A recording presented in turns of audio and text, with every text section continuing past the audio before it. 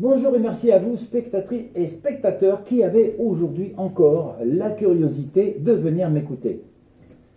Aujourd'hui, je vais te parler de ce que j'appelle un véritable scandale. Le scandale du gaspillage alimentaire. Ben oui, j'emploie les grands mots parce que nous gaspillons des montagnes de denrées alimentaires et vraiment, on ne se rend pas compte, je crois bien. Voilà pourquoi je vais apporter mon grain de sel aujourd'hui.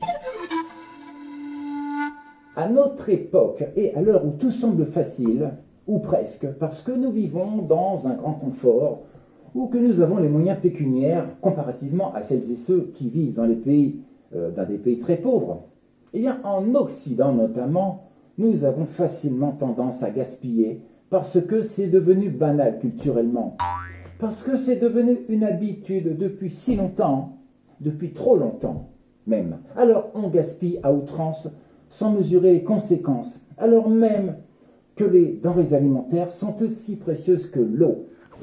Je dirais même que nous avons tort de nous vautrer et de nous comporter dans l'indifférence sans réaliser à quel point il est grotesque de gaspiller l'alimentation, de jeter la nourriture alors que, dans bien des régions du monde, des adultes et des enfants meurent de faim. Alors il n'est jamais trop tard pour bien faire et il est grand temps de prendre conscience du dédain, du mépris et de l'insouciance contenue dans nos mentalités. Je vais te présenter aujourd'hui un panel d'exemples qui illustre très bien mes propos. Chaque année, c'est carrément un tiers, je dis bien un tiers, des aliments produits dans le monde qui ne sont jamais consommés. Rien qu'en France, les pertes et gaspillages alimentaires représentent la bagatelle de 10 millions de tonnes chaque année, soit une valeur commerciale estimée à 16 milliards d'euros tout compris.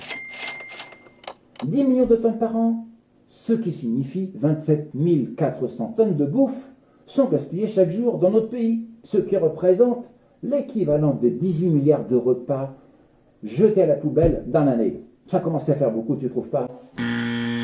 Mais alors, comment peut-on en arriver là? Eh bien, reste assis, je vais te le dire tout de suite. En fait, le gaspillage commence bien avant que la nourriture arrive dans nos assiettes.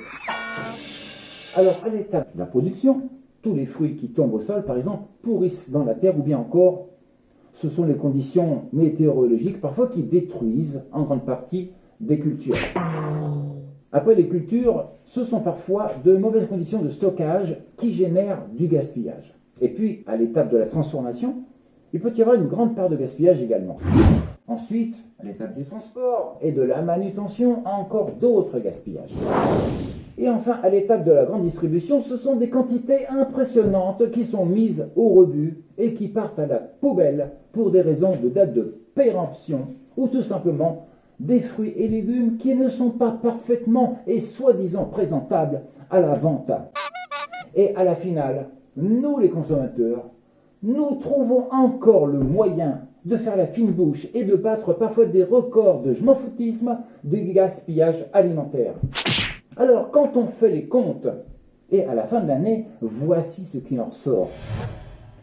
La grande distribution à elle seule jette 750 000 tonnes de nourriture dans les bennes. Les cantines et les restaurants font encore mieux que ça. Ils en balancent plus d'1 million de tonnes par an, sans compter les gaspillages générés dans les navires de croisière, dans les avions, dans les EHPAD, dans les hôpitaux ou ailleurs. Mais c'est encore à la maison que nous, les millions de consommateurs, détenons le record du gaspillage avec 2 millions de tonnes, ce qui représente environ 25 kilos par personne et par an.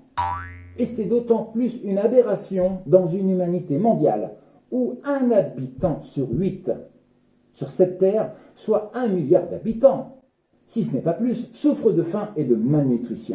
Mais en plus de ça, le gaspillage alimentaire a pour conséquence d'avoir un impact sur l'environnement. Il engendre un gaspillage d'eau et de ressources énergétiques pharaoniques. Et à la finale, rien que dans les ménages français, le gaspillage d'argent nous coûte cher, soit 159 € par personne et 10 milliards d'euros par an. Et pourtant, avec de la bonne volonté, on pourrait drastiquement réduire la voilure du gaspillage dans cette indifférence internationale. Que l'on soit consommateur, producteur, industriel ou commerçant, nous pouvons tous et toutes agir en bonne intelligence. Par exemple, certains producteurs pourraient choisir de glaner ou donner des denrées qui semblent perdues, soi-disant. Ou bien dans la grande distribution, beaucoup de magasins agissent d'ores et déjà en vendant moins cher des produits dont la date de parution est proche. Il y a aussi des enseignes de supermarchés qui développent des chaînes de partenariat avec des associations qui collectent les invendus pour distribuer aux plus démunis. Par exemple, les fameux Restos du Cœur. Merci Coluche. Dans les cantines et les restaurants, il serait de bon augure d'adapter les quantités selon nos besoins. Et puis surtout, nous pouvons facilement lutter et éviter le gaspillage alimentaire à la maison. Mais encore faut-il le vouloir. D'abord, en achetant les quantités que nous avons seulement besoin. D'une part, en faisant nous-mêmes attention, et d'autre part en veillant de ne pas nous laisser influencer par les publicités qui nous endorment et qui nous poussent toujours plus à consommer. Et bien souvent à créer des besoins dont nous n'avons pas du tout besoin. Acheter malin, bien conserver les aliments et cuisiner astucieusement évite le gaspillage alimentaire, pécuniaire, et c'est toujours bon pour l'environnement.